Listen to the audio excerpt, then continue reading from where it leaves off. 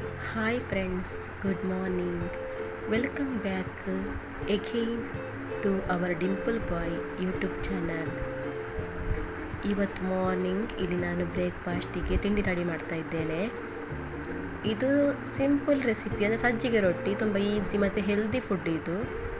ಹಾಗೆ ನನ್ನ ಮಗನಿಗೆ ಇಲ್ಲಿ ಶಾಲೆಗೆ ಕರಿ ಕೊಂಡೋಗ್ತಾನೆ, ಅವನು ಟೊಮೆಟೊ ಸಾರು ಮಾಡಿ ಇಟ್ಟಿದ್ದೇನೆ.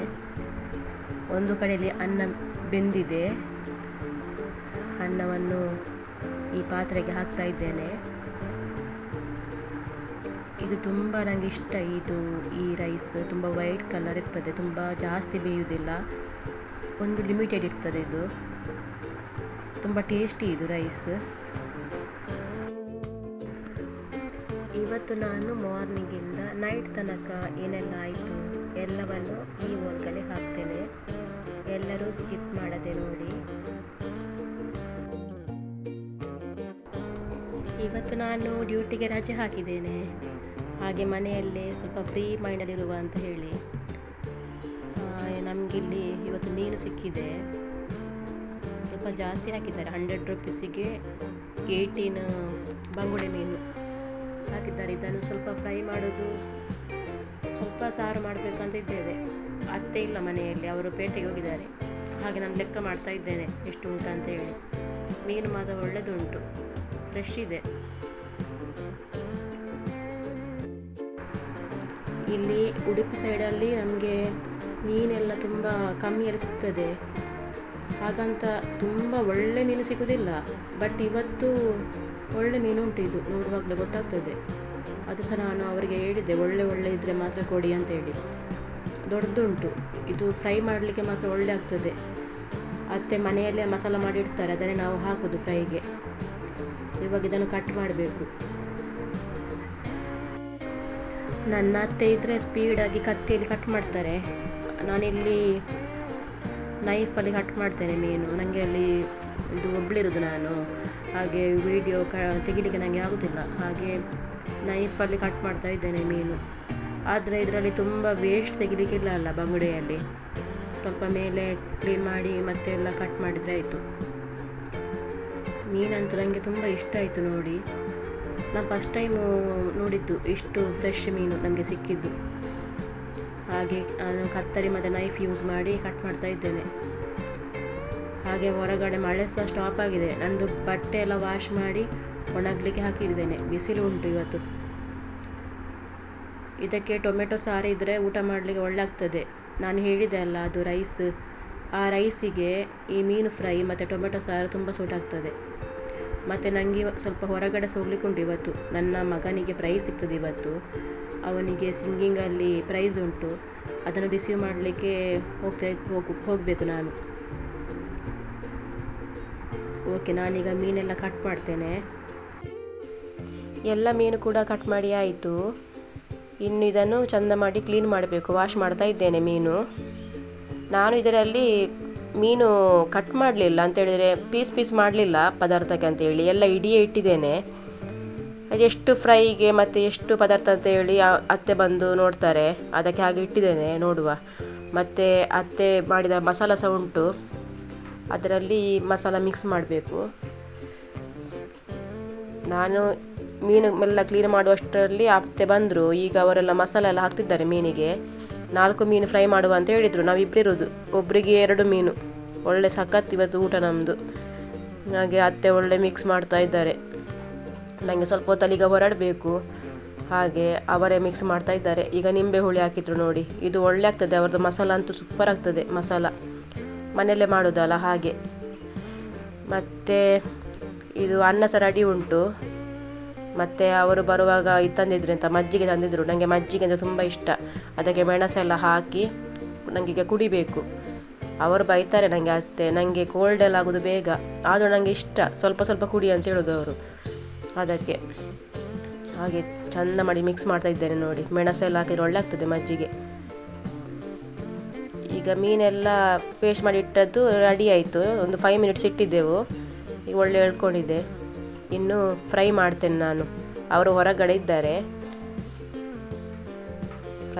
ಫ್ರೈ ಮಾಡ್ತೇನೆ ಈಗ.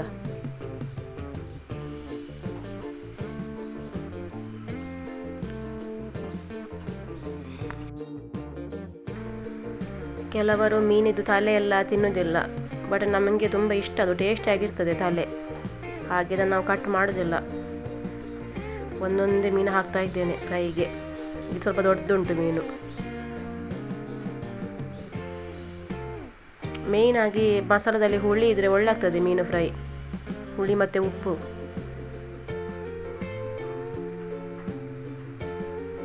ಈಗ ಸ್ವಲ್ಪ ಹೊತ್ತಲ್ಲಿ ಮಗ ಸಹ ಬರ್ಬೋದು ಶಾಲೆಯಿಂದ, ಮತ್ತೆ ಹೋಗುದು ನಾನು ಮತ್ತೆ ಮಗ ಒಟ್ಟಿಗೆ ಹೋಗ್ತೇವೆ. ಮತ್ತೆ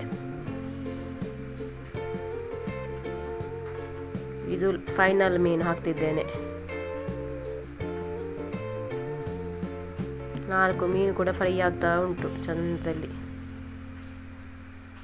ಉಳಿದ ಮಸಾಲವನ್ನು ಅದಕ್ಕೆ ಸ್ವಲ್ಪ ಹಾಕಿ ಇಡ್ತೇನೆ, ವೇಸ್ಟ್ ಮಾಡಲಿಕ್ಕೆ ಮನಸ್ಸು ಬರೋದಿಲ್ಲ. ಅದರ ಮೇಲೆ ಹಾಗಿಟ್ಟರೆ ಒಳ್ಳೆ ಆಗ್ತದೆ ಫ್ರೈ, ತುಂಬ ಸೂಪರ್ ಆಗ್ತದೆ.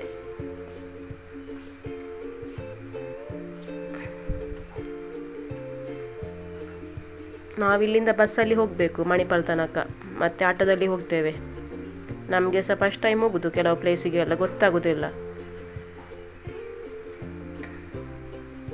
ಮೀನು ನೋಡಿ ಫ್ರೈ ಆಯಿತು. ಫ್ರೈ ಆಗುವಾಗ ಸಣ್ಣ ಆಗೋದಲ್ಲ ಮೀನು, ಫಸ್ಟ್ ದೊಡ್ಡ ಇರ್ತದೆ. ನಾನೊಂದು ಅತ್ತೆ ಊಟ ಮಾಡಲಿಕ್ಕೆ ಹೇಳಿದ್ರು, ನನಗೆ ಹಸಿವೇ ಇಲ್ಲ, ಅದಕ್ಕೊಂದು ಮೀನು ತಗೊಂಡು ತಿಂತಾ ಇದ್ದೇನೆ ಪ್ಲೇಟಲ್ಲಿ.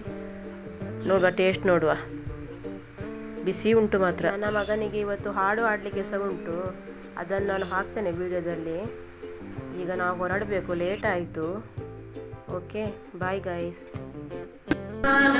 ಎಂದು ಮರೆಯದ ಭಾರತ ರತ್ನವು ನೀನಾಗು, ಹಿಂದೂಸ್ತಾನವು ಎಂದು ಮರೆಯದ ಭಾರತ ರತ್ನವು ನೀನಾಗು, ಕನ್ನಡ ಹಿರಿಮೆಯ ಮಗನಾಗು, ಕನ್ನಡ ನುಡಿಯ ಸಿರಿಯಾಗು, ಹಿಂದೂಸ್ತಾನವು ಎಂದು ಮರೆಯದ ಭಾರತ ರತ್ನವು ನೀನಾಗು, ಭಾರತ ದೇಶದ ಬಡವರ ಕಂಬನ ಹೊರೆಸುವ ನಾಯಕ ನೀನಾಗು, ಭಾರತ ದೇಶದ ಬಡವರ ಕಂಬನ ಹೊರೆಸುವ ನಾಯಕ ನೀನಾಗು, ಭಾರತೀಯರ ವಿಶ್ವ ಪ್ರೇಮವ ಮೆರೆಸುವ ಜ್ಞಾನಿ ನೀನಾಗು, ಭಾರತೀಯರ ಭವ್ಯ ಭವಿಷ್ಯವ ಬೆಳಗುವ ವಿಜ್ಞಾನಿ ನೀನಾಗು,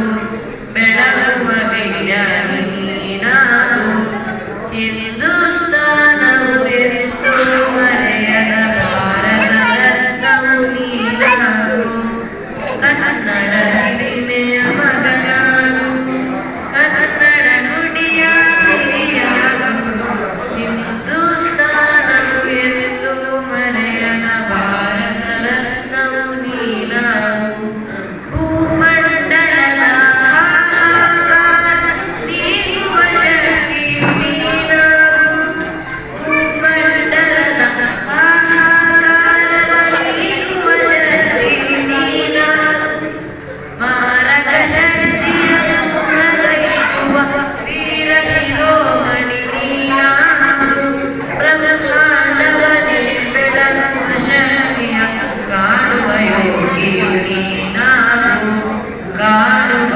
ಯೋಗಿಯು ನೀನಾಗು, ಹಿಂದೂಸ್ತಾನವು ಎಂದು ಮರೆಯದ ಭಾರತ ರತ್ನವು ನೀನಾಗು, ಕನ್ನಡ ಹಿರಿಮೆಯ ಮಗನಾಗು, ಕನ್ನಡ ನುಡಿಯ ಸಿರಿಯಾಗು, ಹಿಂದೂಸ್ತಾನವು ಎಂದು ಮರೆಯದ ಭಾರತ ರತ್ನವು ನೀನಾಗು, ಭಾರತ ರತ್ನವು ನೀನಾಗು, ಭಾರತ ರತ್ನವು ನೀನಾಗು.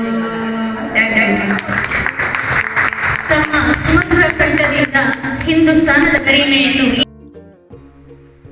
ಈ ಹಾಡನ್ನು ಅವನು ಕಾಂಪಿಟಿಷನಿಗೆ ಅಂತ ಹಾಡಿದ್ದಲ್ಲ, ಅವನಿಗೆ ಹಾಡಲಿಕ್ಕೆ ಹೇಳಿದರು. ಇದು ಬಿಫೋರ್ ಅವನು ಕಾಂಪಿಟಿಷನಿಗೆ ಹಾಡಿದ ಹಾಡು. ಹಾಗೆ ಅವನಿಗೆ ಇಲ್ಲಿ ಪ್ರೈಸ್ ಸಿಗ್ತಾ ಉಂಟು. ಪ್ರೈಸ್ ಸಿಕ್ಕಿದ ಮೇಲೆ ನಾವು ಇಲ್ಲಿಂದ ಹೊರಡ್ತೇವೆ. ಸ್ವಲ್ಪ ಪ್ರೋಗ್ರಾಮ್ ಎಲ್ಲ ಉಂಟು. ಇದೆಲ್ಲ ಆದಮೇಲೆ ಮನೆಗೆ ಹೋಗಬೇಕು ನಾವು. ಆ್ಯಕ್ಚುಲಿ ನಾವು ಬಂದಿರುವ ಪ್ಲೇಸ್ ಮಂಚಿ ಅಂತ ಹೇಳಿ, ಶಾಂತಿನಗರ ದಾಟಿ ಹೋಗಬೇಕು. ಮನೆಗೆ ರೀಚ್ ಆಗುವಾಗ 4 ಗಂಟೆ ಆಯಿತು ನಾವು. ಹಾಗೆ ಅತ್ತೆ ಸ್ವಲ್ಪ ಚಿಕನ್ ತಂದಿದ್ರು ಸಣ್ಣ ಮಗನಿಗೆ ಅಂತ ಹೇಳಿ. ಅದರಲ್ಲಿ ಅವನಿಗೆ ಕಬಾಬ್ ಮಾಡುವ ಅಂತ ಹೇಳಿ. ಅವನು ಮೀನು ತಿನ್ನೋದಿಲ್ಲ ಅದಕ್ಕೆ. ಹಾಗೆ ಅವರೆಲ್ಲ ಮಸಾಲೆ ಎಲ್ಲ ಹಾಕಿ ಮಿಕ್ಸ್ ಮಾಡಿ ಇಟ್ಟಿದ್ರು. ನನಗೆ ಫ್ರೈ ಮಾಡಲಿಕ್ಕೆ ಸಿಕ್ಕಿತ್ತು ಬಂದು. ನಾವು ಸ್ವಲ್ಪ ಎಣ್ಣೆ ಕಮ್ಮಿ ಹಾಕಿ ಫ್ರೈ ಮಾಡೋದು, ಅವನಿಗೆ ಇಷ್ಟ ಅದು. ತುಂಬ ಟೇಸ್ಟಿಯಾಗಿರ್ತದೆ ಎಣ್ಣೆ ಕಮ್ಮಿ ಹಾಕಿದರೆ. ಸ್ವಲ್ಪ ಕಾವಲಿಯಲ್ಲಿ ಸ್ವಲ್ಪ ಎಣ್ಣೆ ಹಾಕಿ ಹೀಗೆ ಪೀಸ್ ಬಿಟ್ಟರೆ ಆಯಿತು. ಮತ್ತು ನಾವು ಸ್ವಲ್ಪ ಅಲ್ಲೇ ನಿಲ್ಲಬೇಕಾಗ್ತದೆ, ಅಂದರೆ ಬಿಟ್ಟು ಹೋಗುವಾಗಿಲ್ಲ, ಅದು ಫುಲ್ ಬ್ಲ್ಯಾಕ್ ಆಗ್ತದೆ, ತುಂಬ ಡೀಪ್ ಫ್ರೈ ಆಗ್ತದೆ. ಮತ್ತು ಹಾಗೆ ಅದಾದಲ್ಲಿ ಫ್ರೈ ಮಾಡಿದರೆ ಆಯ್ತು. ಇದು ಈಗ ಅವನು ಮೀನು ತಿನ್ನೋದಿಲ್ಲ, ಮತ್ತು ಮೀನು ಕರಿದು ರಸ ಮಾತ್ರ ತಿನ್ನೋದು ಸಣ್ಣವ, ಮತ್ತು ಚಿಕನ್ ಕರಿ ತಿನ್ನೋದಿಲ್ಲ. ಹಾಗೆಲ್ಲ ಉಂಟು. ಅವನಿಗೆ ಸ್ವಲ್ಪ ಬೇರೆ ಮಾಡಬೇಕಾಗ್ತದೆ. ಹಾಗೆ ಕಬಾಬ್ ಒಂದು 2 ಪೀಸ್ ತಿಂತಾನೆ. ಉಳ್ದ ಕಬಾಬೆಲ್ಲ ನಮಗೇನಿದು ತಿನ್ನಲಿಕ್ಕೆ. ಕಬಾಬ್ ಫ್ರೈ ಆಗ್ತಾ ಉಂಟು ಸ್ಲೋಲಿ.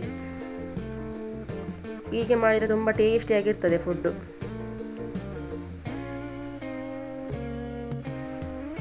ಇದು ಫ್ರೈ ಆಗ್ತಾ ಬಂತು, ರೆಡಿ ಆಯ್ತು. ಈಗ ಸ್ಟವ್ ಆಫ್ ಮಾಡಿದ್ದೇನೆ. ಟಿಶ್ಯೂ ಪೇಪರಲ್ಲಿ ಹಾಕಿಟ್ಟಿದ್ದೇನೆ. ಡ್ರೈ ಉಂಟು ನೋಡಿ, ಸ್ವಲ್ಪ ಉಂಟು ಎಣ್ಣೆಯದ್ದು ಅಂಶ. ಇದು ಮಕ್ಕಳಿಗೆ ಸಹ ತಿನ್ನಲಿಕ್ಕೆ ತುಂಬ ಈಸಿ. ಸ್ಮಾಲ್ ಪೀಸ್ ಕಟ್ ಮಾಡಬೇಕು. ಮತ್ತು ಇದನ್ನು ನಂದು ಸ್ನಾನ ಎಲ್ಲ ಆಯಿತು. ನನ್ನ ಅತ್ತೆ ಚಿಕನ್ ಕರಿ ಮತ್ತು ರೊಟ್ಟಿ ತಿನ್ನಂತ ಹೇಳಿದರು, ಟೇಸ್ಟ್ ಹೇಗೆ ಉಂಟದು ನೋಡ ಅಂತ ಹೇಳಿ. ಅದಕ್ಕೆ ನಾನು ಸ್ವಲ್ಪ ಹಾಕಿ ತಿಂತಾ ಇದ್ದೇನೆ. ತುಂಬ ಒಳ್ಳೆದಾಗಿದೆ ಟೇಸ್ಟ್. ನನಗೆ ಲಿವರ್ ತುಂಬ ಇಷ್ಟ, ಅದನ್ನು ತಿಂತಾ ಇದ್ದೇನೆ.